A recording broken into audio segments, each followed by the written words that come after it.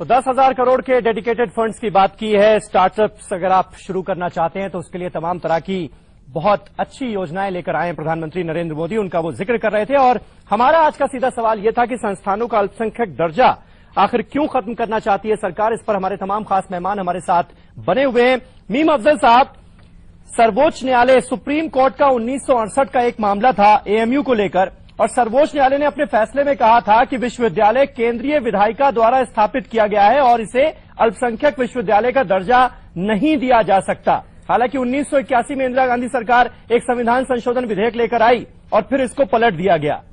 तो आखिर अदालतों की राय तो यही है इस मामले में कि अगर आप 100% फंड ले रहे हैं तो फिर अल्पसंख्यक का स्टेटस आपको क्यों चाहिए, ये अल्पसंख्यक का टैग आखिर चाहिए क्यों, और इससे फायदा क्या है?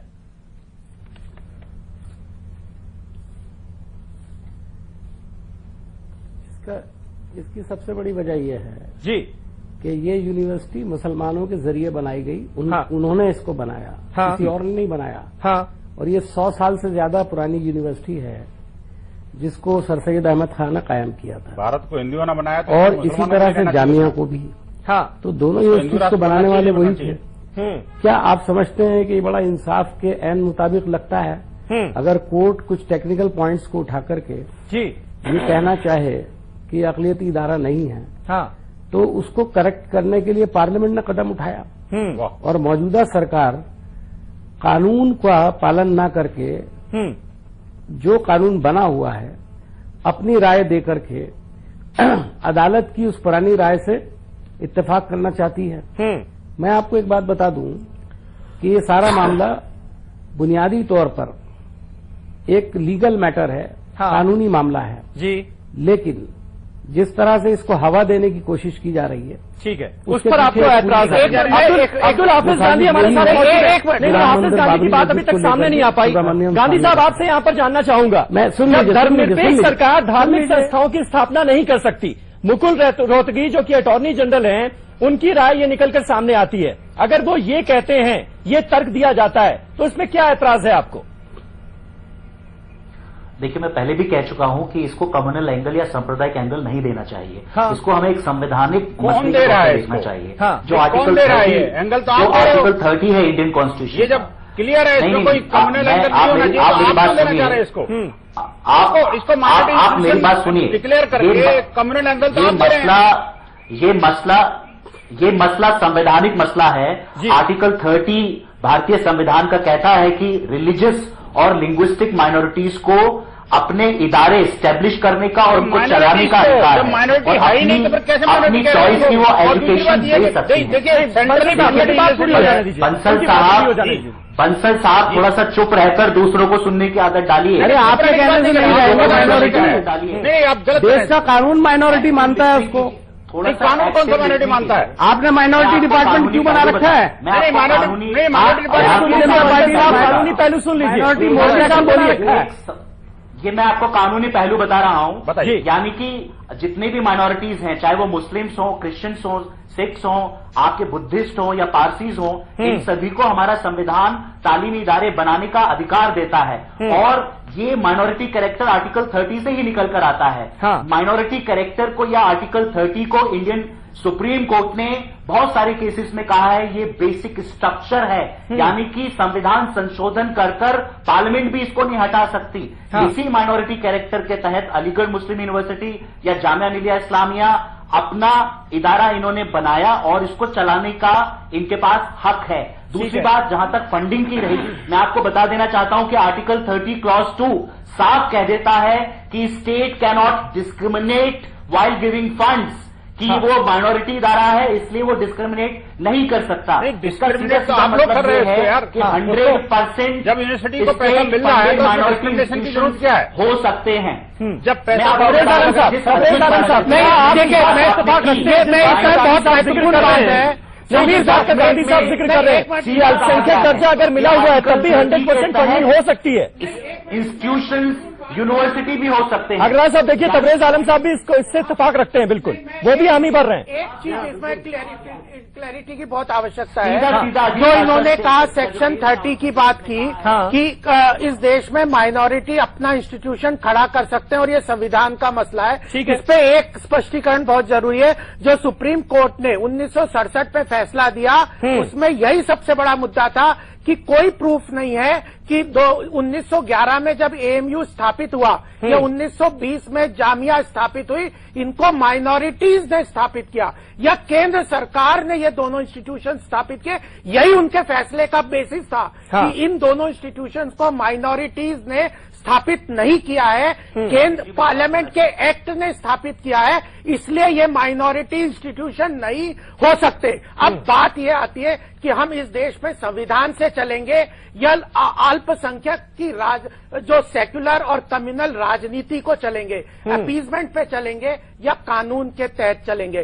सुप्रीम कोर्ट ने बहुत स्पष्ट कह दिया है कि इन दोनों इंस्टीट्यूशन को माइनॉरिटीज ने स्टैब्लिश नहीं किया है, इसलिए ये माइनॉरिटी मीम अफजल साहब नहीं हो सकते। बीजेपी के नेता सुब्रमण्यम स्वामी ने अग्रवाल साहब एक बात, अगर ये माइनॉरिटी की सहायता करना चाहते हैं तो क्या ये कहते हैं कि केंद्र सरकार की उनको जो सहायता है उनको बंद कर दिया जाए? हम तो चाहते हैं कि इन दोनों इंस्टीट्यूशन को केंद्र सरकार की सहायता पूरी तरह से चलती रहे और तीनों इसको माइनॉरिटी नहीं बंद तो तब भी नहीं हो सकती ना, जब अल्पसंख्यक का दर्जा अगर बरकरार रहता है तो भी नहीं बंद हो सकती, तब भी आपको 100% फंडिंग करनी पड़ेगी। कोर्ट में आप क्या कह रहे हैं या वो नीम अफजल साहब क्या कह रहे हैं उससे मतलब नहीं है। कोर्ट ने स्पष्ट कहा है कि अगर ये माइनॉरिटी होते हैं तो हम केंद्र सरकार इनको 100% सहायता नहीं दे सकती, इनको अपने रिसोर्सेज खुद जनरेट करने पड़ेंगे।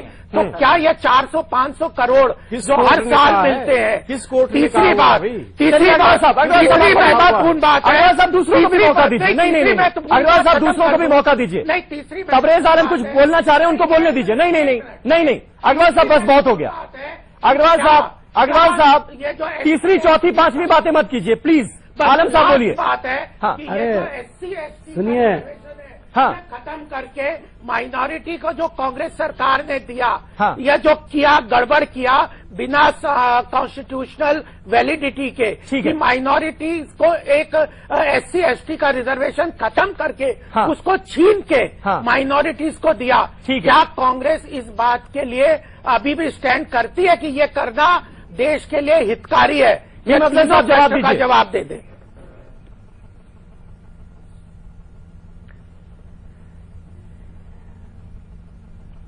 देखिए, सबसे पहले तो मैं बताऊं कि अग्रवाल साहब ऐसा जाहिर कर रहे हैं कि किसी का छीन के हिस्सा किसी को दिया जा रहा है। मैं इनसे पूछना चाहता हूं देश के अंदर कितनी यूनिवर्सिटीज हैं? नहीं तो जब ये तो छीन बोलने दीजिए, उनको अपनी बात पूरी करने दीजिए। मुसलमानों की तादाद 15-16% अपनी बात पूरी करने दीजिए अग्रवाल साहब। क्या उसके अंदर 15-16% बच्चों को दाखिला मिलता है? गवर्नमेंट ने दिया दाखिला मिलता है क्या? नहीं, नीम अफजल साहब बात पूरी करने दीजिए। मैं इसीलिए देखिए, जब इस तरह की डिबेट में अग्रवाल साहब कोई फायदा नहीं है। अगर आप टोका टाकी करेंगे तो मैं जरूरत नहीं है मुझको बात करने की। मीम अफजल साहब आप अपनी बात पूरी कीजिए। अग्रवाल साहब थोड़ा सा धैर्य रखिए।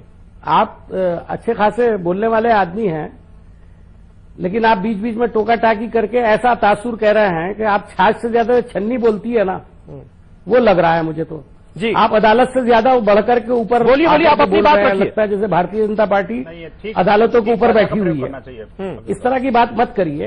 इससे साफ जाहिर होता है आपकी मंशा क्या है। आपकी मंशा क्या है? बुनियादी तौर पर आप एंटी माइनॉरिटी हैं, आपका एटीट्यूड एंटी माइनॉरिटी है। आप कानूनी पहलुओं का सहारा लेकर के माइनॉरिटीज को नुकसान पहुंचाने की कोशिश करते रहते हैं, और ये आज से नहीं कर रहे हैं आप, ये हमेशा करते हैं आप, और आज फिर कर रहे हैं। मुझे ये बताइए, ये सबका साथ सबका विकास जो नारा मोदी जी लगा रहे हैं, ये उसका हिस्सा है क्या?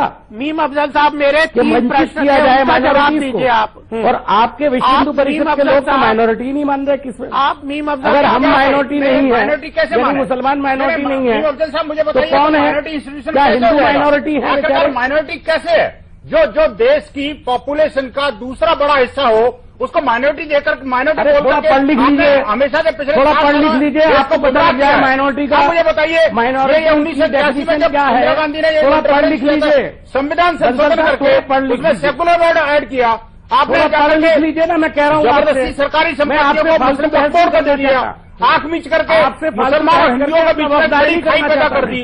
आपने देश के कई सारे जिलों को कानून लिया कर दिया, अगर उनको धर्म के आधार पर आपकी सरकार है, बंटवारा क्यों करना चाहते हैं? अब आप सबका साथ सबका विकास की बात करते हैं तो सबके लिए करो ना जी, आप हिंदुओं को क्यों छोड़ रहे हैं? आखिरकार दोनों एजुकेशन इंस्टीट्यूशंस को आप मुस्लिम अत्यवाद का अड्डा क्यों बनाना चाहते हैं? आखिर क्यों उसको जो है मुस्लिम आइलैंड बना के रखना चाहते हैं? अगर देश की मुख्य धारा में वो रहेगा तो कम से कम प्रगति करेगा। गांधी साहब, हाफिज गांधी साहब हमारे साथ मौजूद हैं, हाफिज गांधी साहब हमारे साथ मौजूद हैं। गांधी साहब, आपको क्यों लगता है कि अगर माइनॉरिटी स्टेटस छिन गया तो फिर मुसलमानों के साथ नाइंसाफी हो जाएगी, मुसलमान जो बच्चे हैं उनके साथ नाइंसाफी हो जाएगी? यूपीए की सरकार में तो हमने देखा रुख जो था वो कुल मिलाकर यही था कि भाई माइनॉरिटी स्टेटस होना चाहिए, चाहे वो एएमयू हो या फिर जामिया हो, लेकिन इस सरकार में रुख बदला है, ये एक सच्चाई है। लेकिन इससे दिक्कत क्या होगी ये बताइए। देखिए, पहले तो मैं एक क्लैरिफिकेशन देना चाहूंगा, पार्लियामेंट में दिया भाई ये राइट और माइनॉरिटी अपीजमेंट, माइनॉरिटी राइट्स और माइनॉरिटी अपीजमेंट में फर्क होता है जी। जो अग्रवाल साहब बार बार पॉइंट आउट कर रहे हैं वो अपीजमेंट की बात कर रहे हैं, मैं यहाँ पर कॉन्स्टिट्यूशनल राइट्स की बात कर रहा हूँ। ये हर अल्पसंख्यक संस्था को ये अधिकार है कि वो बना सकती है और चला सकती है। उसी का तो मैंने प्रश्न किया था, अलीगढ़ मुस्लिम यूनिवर्सिटी, हाफिज साहब आपसे यही तो कहा था सुन रहा हूँ कि इसी को जो आप मैं अग्रवाल जी आपको सुन रहा हूँ, आप भी मुझे सुनिए, बस एक बात है, मैं आपका जवाब दे रहा हूँ। आपने कहा, देखिए मैं आपका जवाब देना चाहूंगा। अजीज बादशाह की 1967 की जजमेंट की जो आप बात कर रहे हैं, नहीं, मैं कहा गया है कि अलीगढ़ मुस्लिम यूनिवर्सिटी अल्पसंख्यक किरदार नहीं रखती है। मैं आपको बता देना चाहता हूं कि उस केस में अलीगढ़ मुस्लिम यूनिवर्सिटी पार्टी भी नहीं थी। जब अलीगढ़ मुस्लिम यूनिवर्सिटी उसमें पार्टी नहीं थी तो एक तरह से बगैर सुने अलीगढ़ मुस्लिम यूनिवर्सिटी को वो केस डिसाइड किया गया था। एक तरह से ये प्रिंसिपल ऑफ नेचुरल जस्टिस का वायलेशन है, सुप्रीम कोर्ट में आ जाएगा फैसला चाहिए। और मुझे लगता है कि अभी जो केस माननीय सुप्रीम कोर्ट के सामने है उसमें अलीगढ़ मुस्लिम यूनिवर्सिटी का पक्ष सुना जाएगा। और एक और क्लैरिफिकेशन मैं करना चाहता हूं कि 1967 में जो अजीज बादशाह में कहा गया कि Aligarh Muslim University is not a minority educational institution, तो वो जो बेसिस था जजमेंट का वो 1981 के अमेंडमेंट से खत्म किया गया। अजीज बादशाह आज जो अगर हम देखें तो इनफेक्चुअल है, यानी कि 1981 का जो लॉ है वो डिक्लेरेटरी लॉ है और डिक्लेरेटरी लॉ हमेशा रेट्रोस्पेक्टिव होता है, पीछे से लागू होता है। इसका मतलब सीधा सीधा है कि आज अजीज बादशाह का जो जजमेंट है that is not applicable on Aligarh Muslim university. ठीक है, तबरेज आलम साहब, तबरेज आलम साहब ने अभी तक कुछ भी नहीं बोला। नहीं बंसल साहब, तबरेज आलम साहब, आपको लगता है सबसे बड़ी दिक्कत इस बात को लेकर ये जो 50% रिजर्वेशन वाला मामला है, क्या आपको लगता है ये सबसे बड़ी दिक्कत की वजह है? क्योंकि 2005 का मैं ऑर्डर पढ़ रहा था सुप्रीम कोर्ट का, उसमें भी मुसलमानों को जो 50% आरक्षण दिया जा रहा है एडमिशन में, उसे असंवैधानिक और गलत बताया गया था। ये भी एक सच्चाई है। क्या सबसे बड़ी दिक्कत यही है? नहीं, इसमें तो सेंट स्टीफेंस केस में नहीं दिया जाता। सेंट स्टीफेंस केस में ऑलरेडी सुप्रीम कोर्ट का जजमेंट है, उसमें 50% रिजर्वेशन की लिमिट रखी गई है जी। 50% रिजर्वेशन देने के बाद 50% रिजर्वेशन और दूसरी कम्युनिटीज के लिए बचता है।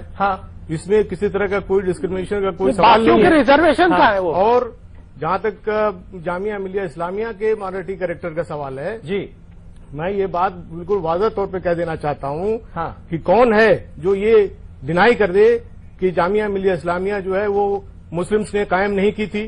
It was not established by the Muslim minority. बहुत बढ़िया आलम साहब, मैं कहता हूं देश जब आजाद हुआ था तो किसने एस्टेब्लिश किया था? हिंदुओं ने किया था ना जी। मुझे बात पूरी कर लेने दीजिए। मुसलमानों को नहीं होना चाहिए देश में। आपके तर्क की जवाब दे रहा हूँ। कॉन्स्टिट्यूशनल राइट्स की बात हो रही है। जो संविधान में अधिकार मिला हुआ है अल्पसंख्यकों को, वो तो मिलेगा ना, वो आपके कहने से खत्म नहीं हो जाएगा। मैं ये जानना चाहता हूँ कि अगर आप लोग मुसलमान इंस्टीट्यूशन बनेगा वो तो भारत को अरे संविधान पूरी बात सुन लीजिए, तो इनको घोषित कर देना चाहिए आपको। बंसल साहब पूरी बात सुन नहीं रहना चाहिए ना, इसका मतलब। अरे हिंदू राष्ट्र घोषित करने में इतनी जल्दबाजी मत कीजिए। आलम साहब बोलिए। भारतीय संविधान में इस बात का प्रावधान है, सिखों और ईसाइयों सबने मिलकर आजादी की लड़ाई लड़ी है। अरे भाई ये तो ऐसे ही इसका इसमें क्या मुसलमान ही थे सिर्फ इसमें। अलीगढ़ मुस्लिम यूनिवर्सिटी का जो कॉन्स्टिट्यूशन बनाया क्या महात्मा गांधी का, उसको कोई रोल नहीं था उसमें जामिया के एस्टेब्लिश करने में। में भी हिंदू मुस्लिम सिख ईसाई सभी बच्चे पढ़ रहे हैं। बहुत से हिंदुओं ने बहुत सारे इदारे बनाए हैं। मैं कहता हूँ आलम साहब इसका जवाब दे रहे हैं, सुन लीजिए। करना चाहते हैं आलम साहब इसी बात का जवाब दे रहे थे, सुन तो लीजिए। इन्होंने ये बात कही कि अरे आप सुन लीजिए, मुसलमानों ने स्थापित किया था। आलम साहब बोलिए। आप तो दलितों के रिजर्वेशन के भी खिलाफ है। बताइए। अरे दलितों के रिजर्वेशन के भी तो आप खिलाफ हो, उसके बारे में बोलो जरा। आलम साहब सुनिए। अरे बंसल साहब नहीं मीम अफजल साहब आप भी सुनिए। दलित बंसल साहब एक मिनट रिलीजियस इंटरफेस नहीं ऐसे मत बोलिए, बल्कि हिंदुओं के। आलम साहब आप अपनी बात पूरी कीजिए। ऊपर अतिक्रमण सरकार ने किया है। बोलना चाहता हूँ जी कि संविधान में इस बात का प्रावधान है आर्टिकल 30 में, जैसा कि हाफिज गांधी साहब ने भी बताया, उसमें यह है कि कोई भी एजुकेशनल इंस्टीट्यूशन अगर माइनॉरिटी कम्युनिटी के द्वारा इस्टेब्लिश किया गया हो और एडमिनिस्टर किया गया हो तो उसको माइनॉरिटी कैरेक्टर का या माइनॉरिटी स्टेटस का दर्जा दिया जाएगा। ये प्रावधान आर्टिकल 30 में ऑलरेडी दिया हुआ है। हाँ, और इसी पे तो प्रश्न है, मेरे को इसके बाद बताऊंगा। जी। और ये जामिया मिलिया इस्लामिया और अलीगढ़ मुस्लिम यूनिवर्सिटी के बारे में कौन कह सकता है कि ये जो है इदारा मुसलमानों के द्वारा कायम नहीं किया गया?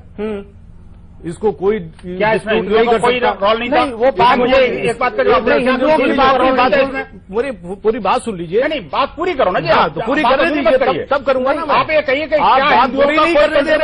बात कैसे पूरी करूंगा? क्या हिंदुओं ने पैसा नहीं लगाया इसमें? कंडीशन है, माइनॉरिटी इंस्टीट्यूशन की एक कंडीशन है, उसका जिक्र कर रहे हैं आलम साहब। नहीं, इसमें तो पार्लियामेंट से स्टैब्लिश हुआ है, माइनॉरिटी से नहीं स्टैब्लिश किया। मैं उसका भी जवाब देता हूँ। नहीं आलम साहब एक ही प्रश्न है कि इसको माइनॉरिटी ने स्टैब्लिश नहीं किया, यही तो क्रक्स है। आप उसी में कंफ्यूजन कर रहे हैं। माइनॉरिटी बहुत क्लियर सुप्रीम कोर्ट ने, मतलब आप ये कह रहे हैं कि आपको ये कंफ्यूजन है कि जामिया मिलिया इस्लामिया हो या फिर अलीगढ़ मुस्लिम यूनिवर्सिटी हो, अल्पसंख्यकों ने इसे स्टैब्लिश किया या नहीं? हमें नहीं है, लेकर कंफ्यूजन नहीं है। एक मिनट, हमें नहीं है, हमें नहीं है। शर्म कीजिए आप लोग, ने ये कहा है कि माइनॉरिटीज ने स्टैब्लिश नहीं किया है। आप सुप्रीम कोर्ट को या तो आप कह दो कि उसने गलत फाइंडिंग की है। सुप्रीम कोर्ट का बेसिस ऑफ ये वकीलों को लड़ने दीजिए ना।